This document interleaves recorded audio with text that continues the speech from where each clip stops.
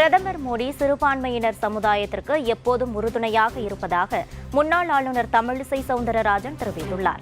கோவை விமான நிலையத்தில் செய்தியாளர்களை சந்தித்த அவர், சிறுபான்மையினர் விவகாரத்தில் காங்கிரஸ் கட்சி பொய்யான பரப்புரையில் ஈடுபட்டு வருவதாக குற்றம் சாட்டினார். மரியாதைக்குரிய பாரத பிரதமர் அவர்கள் இந்த நாட்டு மக்கள் அனைவருக்குமே ஒன்றிணைந்த வளர்ச்சி, அனைவருக்குமான வளர்ச்சி, அனைவருக்குமான திட்டம் என்பதுதான் அவரது தாரக மந்திரம்.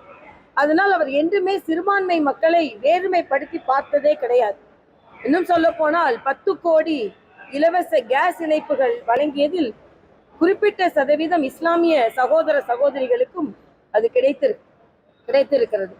அதே போல உடல் நலத்தை பாதுகாக்கும் ஆயுஷ்மான் என்ற பிரதமரின் மருத்துவ காப்பீடு திட்டத்தில் கூட எல்லோருமே தான் பலனடைந்திருக்கிறார்கள்.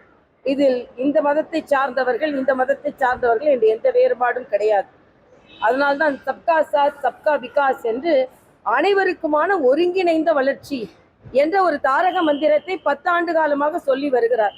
ஆனால் காங்கிரஸ் இந்த நாட்டை ஏறக்குறைய 50 ஆண்டுகள் ஆண்ட பின்பும் சிறுபான்மையின மக்களின் வாழ்வாதாரத்தை அடித்தட்டிலேயே வைத்திருந்து அவர்களை ஒரு வாக்கு வங்கியாக மட்டுமே பயன்படுத்தி கொண்டு வந்தார்கள்.